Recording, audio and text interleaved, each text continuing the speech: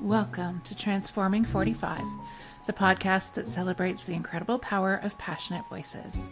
I'm your host, Lisa Boat. Join me in conversation with heart-led humans who share their deeply personal stories of transformation. Transforming 45 is here to uplift, connect, and remind you it's never too late to write your next chapter.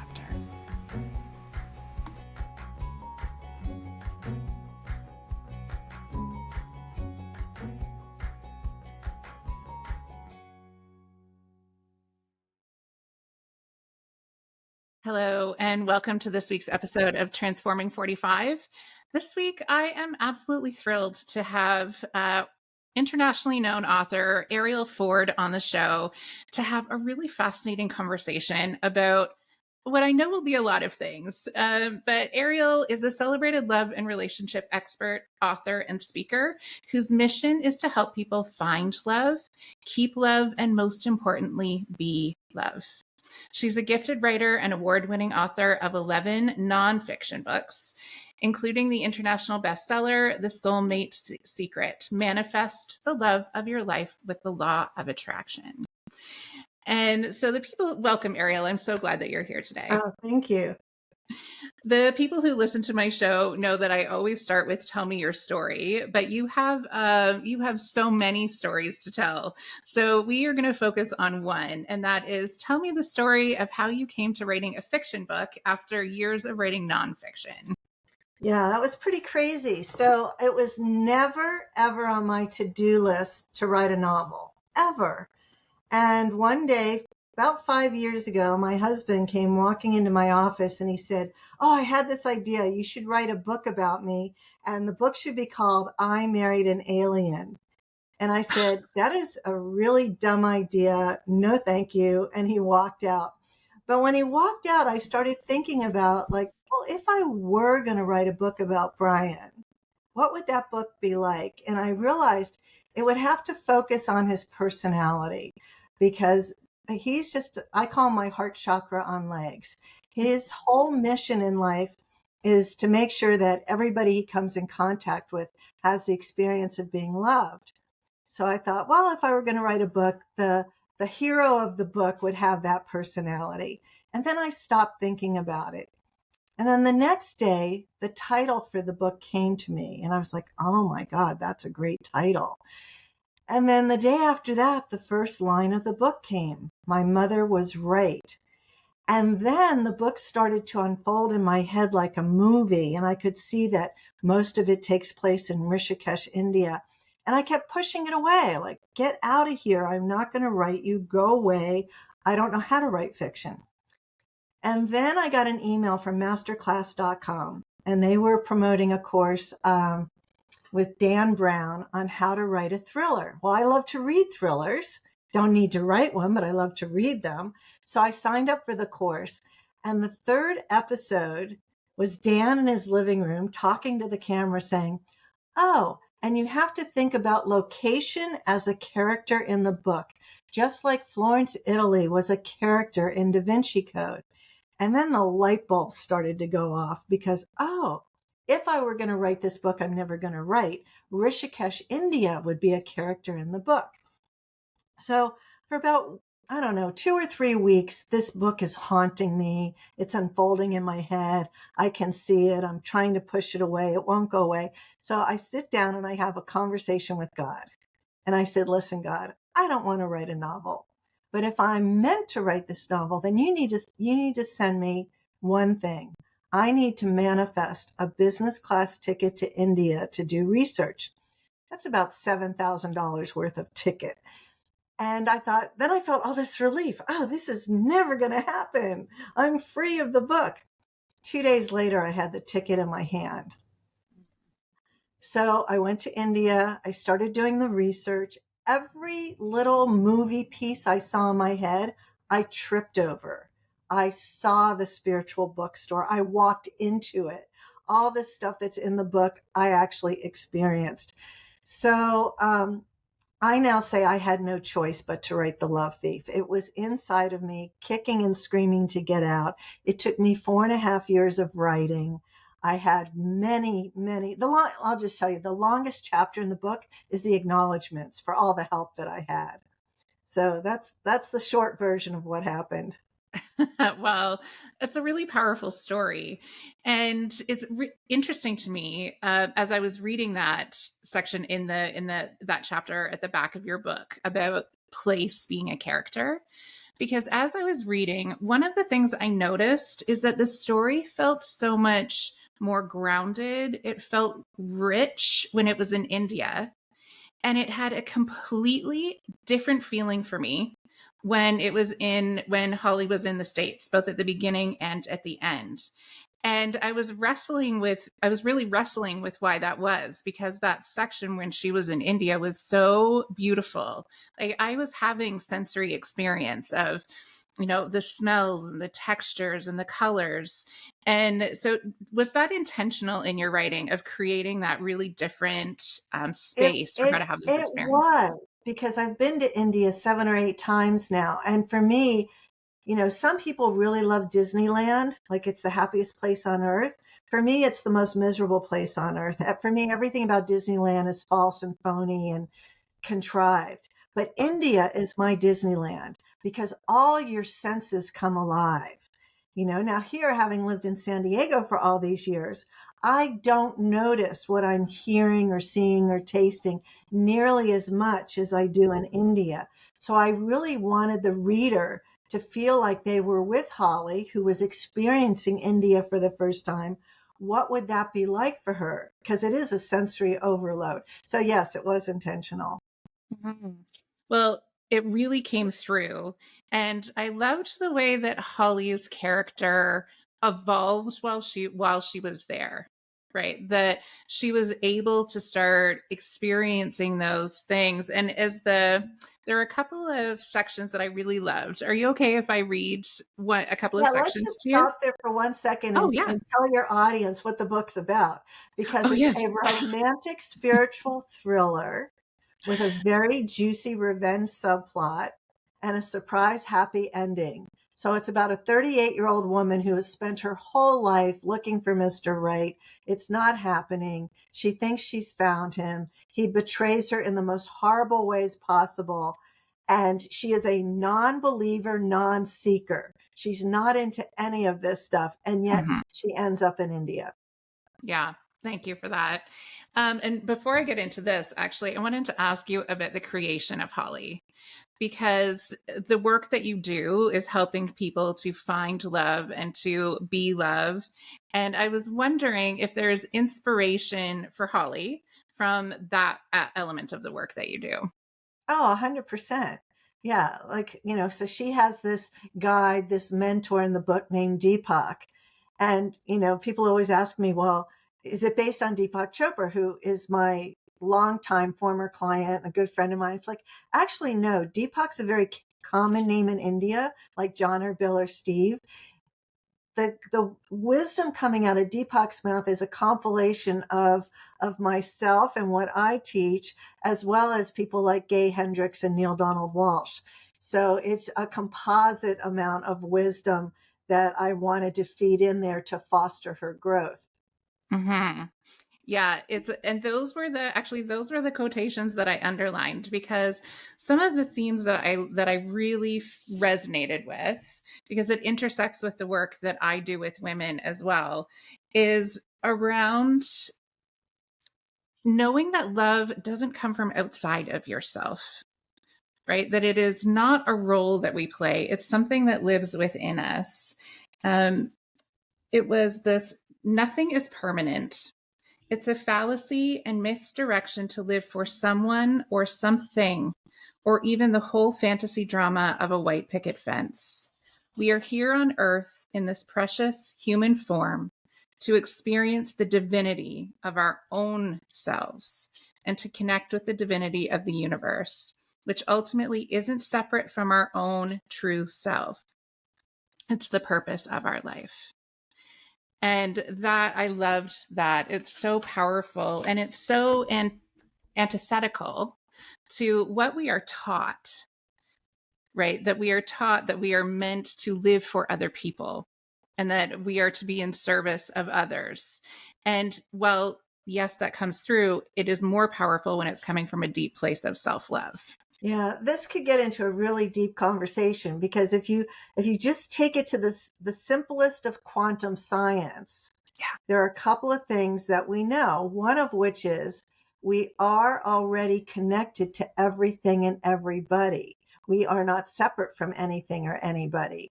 And when, most people talk about romantic love, they're caught up in the drug high of the state we call being in love, which is Mm-hmm. your brain on drugs, on oxytocin and serotonin and adrenaline and dopamine, especially dopamine. And it's not real. You're having this experience with a stranger. You don't really know this person at all. And yet you feel like you can't live without them. And it's really nature's trick to get us to procreate, to keep the species going. It is not love. And it doesn't last, as anybody who's been there and left it knows. Mm-hmm. Scientifically, it lasts anywhere from 6 months to at the very most 3 years. And so I always like to teach people that love is not a feeling. Love has feelings to it, which come and go. But love, first and foremost, is a behavior. Love is a choice. Love is a decision. Love is an action. Love is a way of being. And you can totally be with your soulmate life partner and love them to death. And you will have days when you hate them. And it doesn't mean that you don't love them. Yes. So I call the state of being in love the socially acceptable form of insanity. Mm-hmm. And it is the world's greatest drug high. And there's so much more to love. And that's the thing we don't get taught. We just buy into the Disney version, into the romance of, oh, I know I love you because I feel like there's champagne bubbles going through my veins and I can't think of anything but you and I crave you. Well, yeah, I crave kettle corn and cheesecake. And it's not good for me. Yeah. And I think that's a really important conversation to have around that initial love can become an addiction, right? Which is why it's that story where most of the narrative in our culture lives. It's the mystery and the drama of how people come together. Sorry, speaking of, my partner just came home, and the fur ladies in my house are excited to see him. So this most of the narrative lives around that addiction, that initial romance.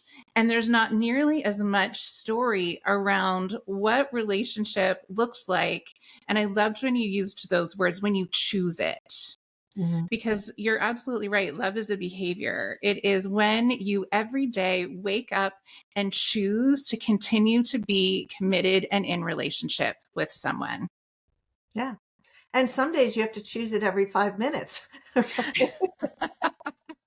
that's just the reality of it, but people that's so there's basically 5 things that can predict the outcome of a long-term loving relationship. And that is you need to have compatibility, connection, clear communication, which thank God can be learned, Mm-hmm. some chemistry, although chemistry is not the most important thing. The single most important factor in predicting lasting love is a shared vision for the future. We both want children. We both want to live in the city. We both want to live at the beach. We both want to be legally married and live under the same roof, or we want to live separately and see each other 3 times a week. The rules don't matter as long as they're shared. And it doesn't mean that you have to do everything together, but that you're respectful of the choices your partner makes. Absolutely. And that just made me think about something. So the women who I service and work with predominantly are women who are entering the empty nest phase. And so a lot of work that we do is around relationship, because for a long time the shared vision of the future was around children and family. And suddenly they are going through this transition and transformation, both in terms of what their family structure looks like and also personally. Because when we get to this phase, a lot of the time, it's the first time we've really had a chance to ask ourselves, what do we want? and who are we now without the influence of a lot of other people. Because as we're making choices about partners and family, it's still quite often influenced by the people in our lives. And it's when we get to the stage of having life experience and knowing, oh, no, I do get to make decisions for myself. There becomes this negotiation now through evolution in role, evolution in family, around what the shared vision of our future looks like now. Have you worked with some women who are in that phase? No, because I'm working mostly with single women Mm. looking to manifest love and then sharing with them how to keep love. But what I do know is that your demographic is the toughest demographic because, according to the curve, 48 is the worst year in a woman's life. The lowest. There's all these studies on it because by then, they've been married for a long time. They're empty nesters. They're going through menopause or perimenopause. They have aging, sick parents, and they're Hmm. pulled in all these directions. And it's not about them. And things have gotten dull and boring in the marriage. And it's the hardest year.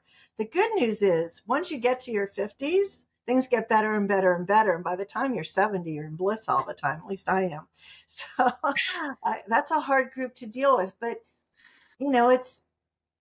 I think it's an ego death that you go through when you're no longer mommy, or at Yes. least the needed mommy. And who am I now? And so, it's also a time to recreate who am I as a partner to my partner?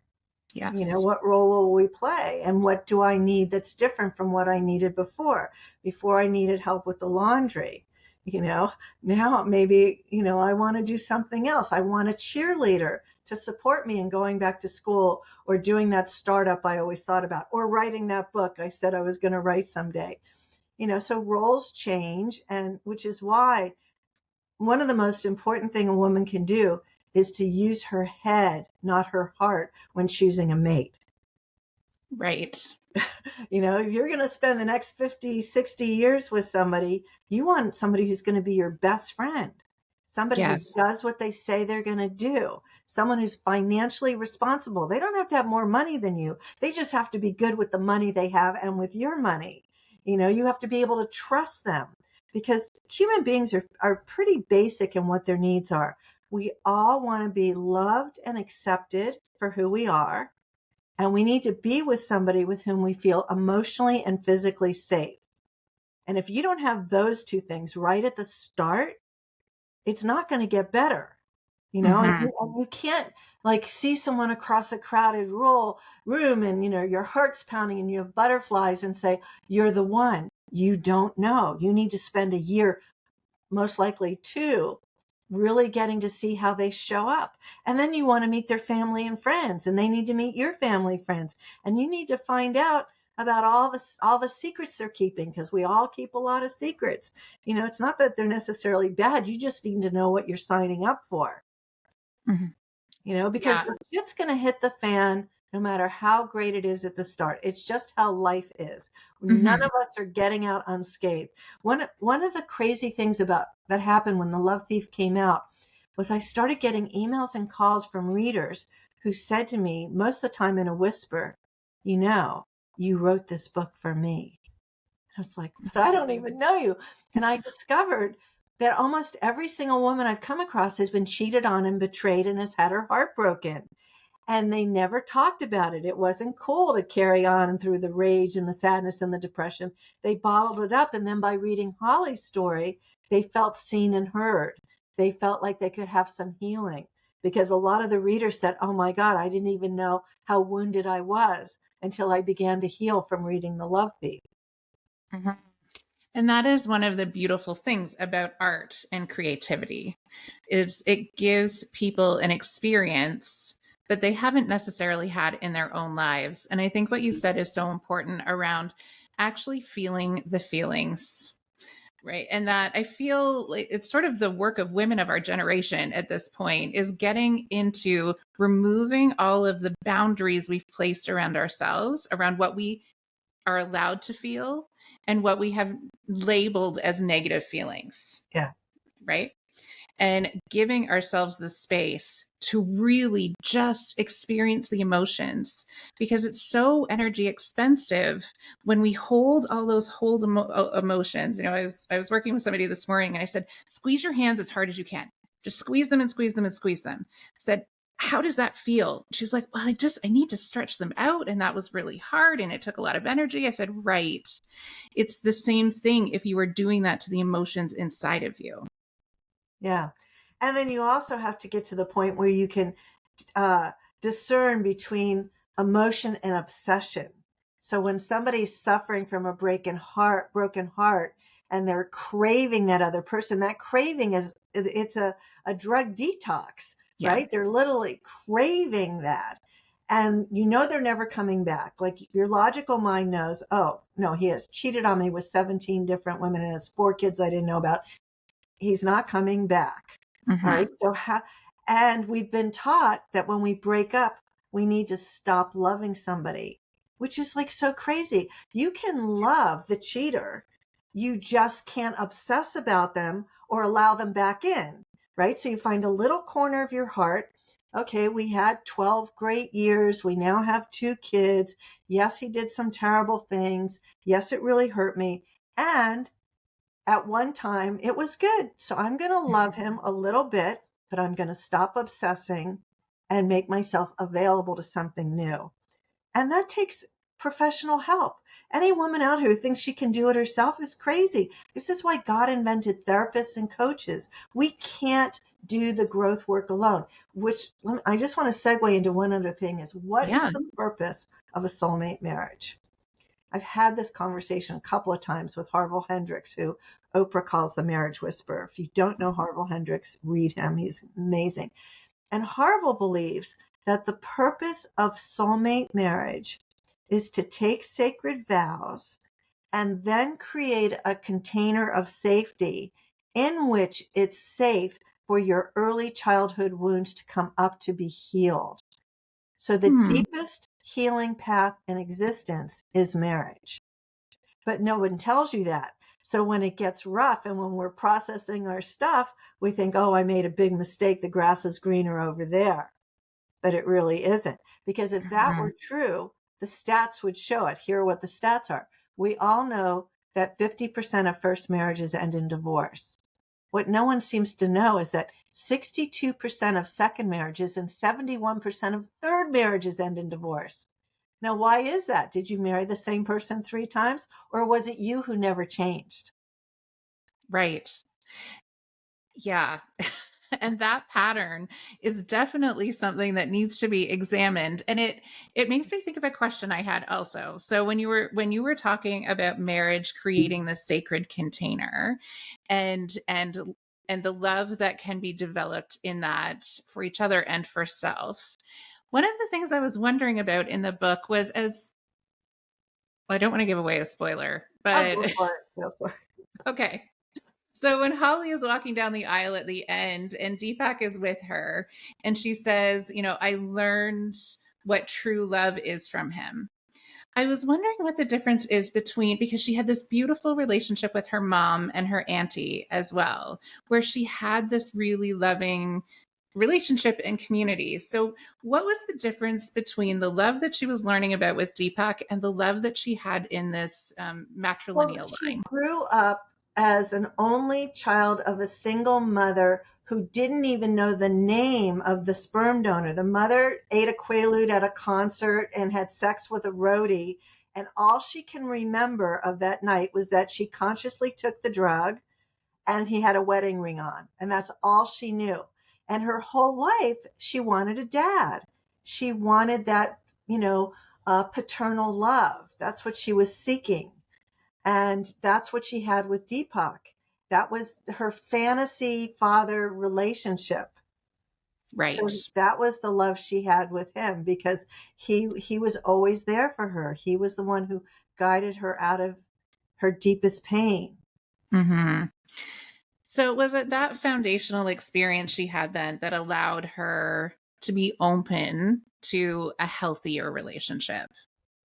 Well, since she'd already seen the worst that a relationship could be, knowing she was never going to do that again, And without spoiling the whole story, she'd already spent a couple of years with her soon to be husband in a non romantic setting where he was the guy who would take a bullet for you, literally. He was a stand up, honest, transparent, heart centered, believable, trustable man.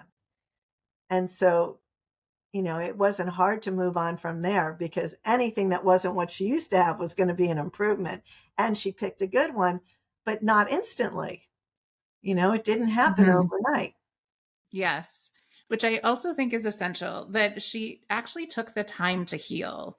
Because if we go back to the beginning of our discussion, talking about the chemical reaction that happens when we first are in love and the addiction that that can create, the addictive part of our brain, if we are in pain from a breakup, wants to get back to that state so desperately, and that's what gets in the way of doing the actual healing that's necessary to be able to enter a relationship Well, at that a I don't know if you remember this part, but there's a conversation that Holly has with Deepak where when she's just had this total meltdown, and the part of her who's been ruined by this guy is still dreaming about him. And she says to Deepak, "Did he ever love me?" And Deepak says to her, "A man like this is incapable of love. Asking a man like this to love you is like asking a man with no arms to hold you. Mhm. Simply impossible." So, because what happens, what sociopaths and toxic narcissists do, which is what the villain in the book is to the nth degree, you hate him from page one. Um, they're charismatic, they're charming, and they're highly adept at love bombing. They know exactly what they can, and they only target really successful, attractive women. You become prey for them. They want you because you're so cool and because you excel in so many areas. And they know that you've spent so much time focusing not on love, but on your career. They are able to whisper in your ear everything you ever wanted to hear. So you fall in love and get oxytocin bonded after sex with this guy who has love bombed you, technically love bombed you. And then Mhm. who he really is shows up. And then you spend all your time, what did I do wrong? How can I get him back? I know that good guy's in there. I just spent 3 months with that good guy. I want him back. This was my dream, my fantasy. But they're great actors. These guys can cry on cue. They don't know how to feel emotion, but they sure know how to fake it. And they know exactly what to say to calm you down. So if you catch them in a lie, some of them will deny it, but the really smart ones will say, you're right. I sort of did fib a little bit on that, and I did it because I didn't want Mhm. you to think any less of me. I've been waiting for you my whole life. The idea that you would think less of me is so painful that I told a lie to make sure that didn't happen. And then, of course, you're even more in love with him because now you think he's being vulnerable and transparent when Right. all he is manipulative. And these guys exist. Oh I yeah. have a producer who's going to turn the Love Thief into a limited streaming series, and she calls the book "Eat, Pray, Love meets Dirty John," and that is exactly what it is. Yeah, That's exactly what Dirty John did to his victim. absolutely. And it's so complicated because I remember in a similar section in the book when Holly said, I feel like there is a good Barry in there who's surrounded by this awful Barry. And that is the complexity of dealing with these kind of relationships, because most of the time narcissists and sociopaths aren't just born, right? They are this way because of trauma that they have experienced themselves. So there is the empathetic part that wants to recognize that and know that if they hadn't had that trauma, they might be different people. But you But can't fix them and you yes, can't change them. It, exactly. you can't change them. It's like the psychopath kids who start by killing dogs and then become serial killers. There is no drug for that. There's no therapy treatment for it. All you get to do is choose. Am I willing to know that most of what he says is a lie and that he's going to cheat on me and he's going to steal my money? Am I willing to do that? or am I willing to suffer through the separation process, get a good therapist or a coach, work through it, and not blame myself? Because you are a victim. In those kinds of relationships, you're a victim. It's not like, oh, now in retrospect, I can see I missed the red flags. You know Yeah. what? I can't tell you how many women I've pointed out the red flags to, and they think they're going to be the one that changes them Yeah. because because they have two beliefs. One, this is my last chance. There's nobody else out there for me. And two, he's telling me everything I ever wanted to hear, so you've been victimized and you have to forgive yourself. Hmm. Yeah, because the guilt that you can hold And the around shame, and and the there's so much shame around it. yes, absolutely. And that can be part of what holds you captive for so long in a relationship like that because of the shame of thinking I should have known better, Right. right? I did this to myself. Yeah. Yeah. Um I was wondering, yeah, Barry is one of the ickiest characters I have ever read, ever. How did it feel to sort of like get inside that skin and write that character? Well, it was an easy character to write because I've known three characters like that. So I took, column A, column B, column C. At the beginning of the book, it says, this book is a work of fiction inspired by actual events. Names have been changed to protect the guilty and the innocent. Yeah. So, it was easier, and I've got material I didn't even use. Yeah, I I can imagine because yeah, toxic narcissists are they're an endless well that and it really seems to be a theme that is coming up in our culture at the moment. And I'm wondering if you have any insight as to why that is surfacing so much right now. I don't know why, but it's very scary that we have multiple world leaders who are Mhm. like this, right? Yeah. And I don't think I even need to name names. It's very clear who they are, and they're Yes, in it is. control. So it's a much bigger conversation than I can actually contribute to.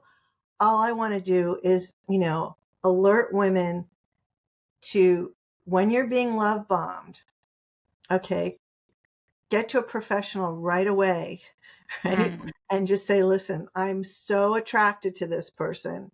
It looks like the greatest thing ever. And it's moving at the speed of light because that's what they do. They move really fast. I mean, Barry had her hooked on the first hour they were together, right? mhm, Oh, I've been waiting for you all my life. I can't wait to have more children. You are so beautiful. How is it you're still single? You know, mhm. all of that, and then there's the roses and the candy and the clothes and the plastic surgery. I had such a visceral reaction to that when that was the engagement gift. I was like, ah, no, run, And that go. really truly happened to a friend of mine. That really Oh, happened. wow. And she already had great boobs. It's like, what you don't even need this. Oh, well, No. but he just wants me to be a little bigger for my wedding dress. It's like, oh my God. Oh, no. Yeah, that is when someone is literally telling you that your skin needs to be different, that your everything about you needs to be different. There is no negotiation there. There was some really great, also when Holly was in India, some really beautiful and meaningful spiritual experiences that she had there. And I was wondering if you could talk a little bit about the power of the ganja of the river. So the character in the book, the holy woman, Sadhviji, is a real Mhm. person. She's actually one of my best friends. And when she has her awakening experience in the Ganges River, when she's floating in the river and giving her pain to the river, all of that really happened to her. I was just, Mm, with her permission, sharing her experience, that she was able to surrender years of physical and sexual abuse by her birth father, years of being in institutions for drug addiction and eating disorders. And now she's in her early 50s. She has a PhD from Stanford. She runs the largest ashram in India. And she shares her story that the belief in the Hindu tradition is that the Ganges River is a goddess, Ma Ganga. And if you give your pain to the river, you will be healed. And as she was, as other friends of mine have been. I have not floated in the Ganges. Thank God I went to therapy in the Hoffman process, so I've dealt with my deepest, darkest issues. But the location of where she goes in the river is one of the cleaner places for the river up in Hmm. the north part of Rishikesh, which is described in the book. Yeah. So, how does it happen? Who knows? I, I was in India with Deepak Chopra once, and we were about to do a circumambulation around Mount Arunachala. It was a 12-mile walk underneath the full moon of Pongal, and with 500,000 people. It was this crazy experience. And as we were starting the walk, he turns and he looks at me, and with this glint in his eye, he says, in India, the divinity and spiritual experiences are not hard to find. They're impossible to avoid. And he's right. Just walking along the river in Rishikesh, stuff will happen. The veils are thinner. I had that experience multiple times last time I was there. I remember I was walking through Tapovan, the little village, and I had seen people wearing red strings around their wrists that had been blessings. And I was thinking, God, I'd really like to have a blessing. And I feel a tap on my shoulder, and I turn around, and it's a man dressed as Hanuman, the monkey god, all painted up with a crown on. And he says to me, Madam, may I give you a blessing? And then I got the blessing in the red string, which I wore for 6 months till it fell off. So, magic exists, and it's easier to find in India. That is really powerful and such a good, I mean, going to those spaces and having those experiences can build that sense of trust that magic does exist everywhere, and be able to start building your tools for and then how do I access it when I'm back in the everyday life that I live. Were you able to bring that back with Yeah, you? definitely. And I've always really believed in magic, and I've always trusted that the universe has my back. And I've had to learn along the way that sometimes it's a real blessing when I don't get what I want. Hmm. Like when I look back, I was a first time bride at 44. I waited a long time, and when I look back at all the men I thought I wanted to marry that I did marry, I'm so grateful now. It would have never Hmm. worked, especially one of them. He was my first and my toxic narcissist. I was just completely strung out and addicted and thought he was the one. Hmm. And so not getting what you want, like I always say, rejection is protection, Yes. right? So Yes. if you're online and you're dating and you think you've had a good date and somebody ghosts you, thank God for that, right? Hmm. It was Yeah. that was not your guy or not your girl. So thank God for that. Yes, it absolutely was not meant to be. Yeah. The other thing I was really fascinated by, and please correct me if I say this incorrectly, was the naughty readings. Uh-huh, that's right. Okay, so did you had one done? Oh, I've had many done. Yeah, so 5,000 years ago there was this seer who wrote down the futures of lots of different people on palm leaves. They're called palm leaf readings, naughty readings. And you can submit your thumbprint. They don't, in order to get a reading, they don't want your name or date of birth or any of that. Women submit the left thumbprint, men submit the right thumbprint. And then they go in search of these bundles of lots of different palm leaves. And when they think they found one that has your leaf in it, you go in for the reading. And it's a very slow process because you have a priest who's reading the ancient Tamil off the leaf. And then you have an interpreter who's turning the ancient Tamil into what I call Hinglish, because Right. even though it's Hinglish, it's really hard to understand. And it takes a long time till they determine they've got the right thing, because they ask you a bunch of questions like, your mother's first name begins with L. Her name has 5 letters. Her name is Laura.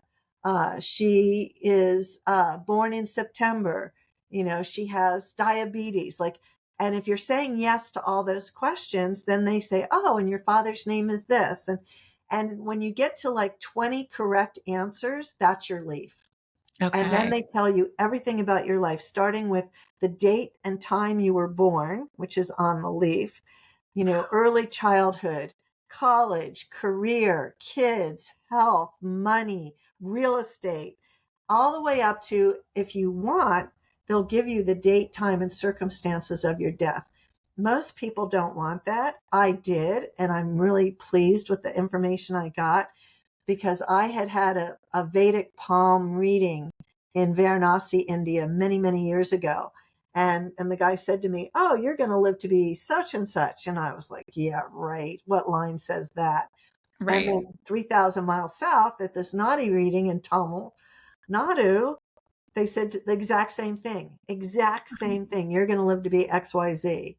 And would you like to know how you're going to die? And I was like, yes, absolutely. So I know that I'm going to have a very fast, painless death. I will not be suffering with a terrible disease, which makes me happy. Yeah, I was going to ask that question. How does that, knowing how your story is going to end, or this earthly chapter of your story is going to end, how does it shift your perspective or the way that you live day to Well, there's day? a couple of things. In the belief system around the naughty leaves, they say that you can change the future. So let's say I get to 2 years before my expiration date and I decide, I'm still healthy, I'm still feeling good, I want to stick around. There are what they call pujas that the priest can do on your behalf to extend your life. So at this point, I'm just leaving it all alone. I've got quite a bit more time. And I'll see as I get closer, how am I feeling? Because I have absolutely no fear of death. Hmm. None at all. I do, however, have a fear of suffering. Yes. I do not want to be bedridden, dependent on everything and everybody just to keep my heart beating. Not interested in that, you Yeah. know. And I'm perfectly willing to leave my body really just about at any time, although I'm not in any hurry, because of all the people that are already there on the other side that I'm looking forward to seeing again. So, but the naughty reading's incredible, and it gives a lot of description in the book about it. And at the end of the book, I tell you how you can have your own naughty reading. Hmm. Yeah, it's a tab that's open on my computer. Yeah. Waiting to look into that. Well, thank you so much, Arielle. This was such a really powerful conversation. And for anyone who is looking for a book to dive into to really have some healing, because there is a very healing element of this in seeing yourself, in living through the spiritual practices that Holly experiences, and just seeing your story told in a way that you can see yourself is connection, right? So what you say, it is about being love. So Yeah. thank you so much for your time today. I really enjoyed this Oh, you're so conversation. welcome.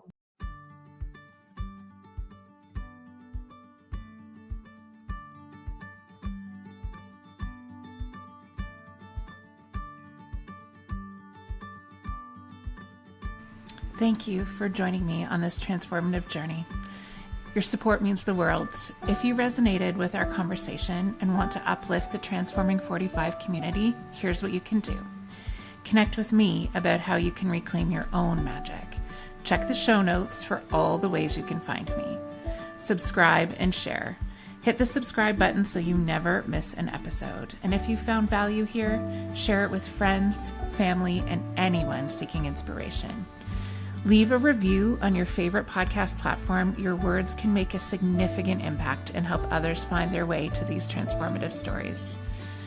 Join the conversation on social media platforms. Follow us on Instagram at @lboat. You can also find me on Facebook and TikTok. And if you know someone whose story could inspire others, reach out and let me know. I love connecting with diverse voices that carry the power to transform lives. Remember, your support fuels my mission to share authentic stories of transformation. Thank you for being part of the Transforming 45 family. Until next time, keep shining your light and embracing your journey.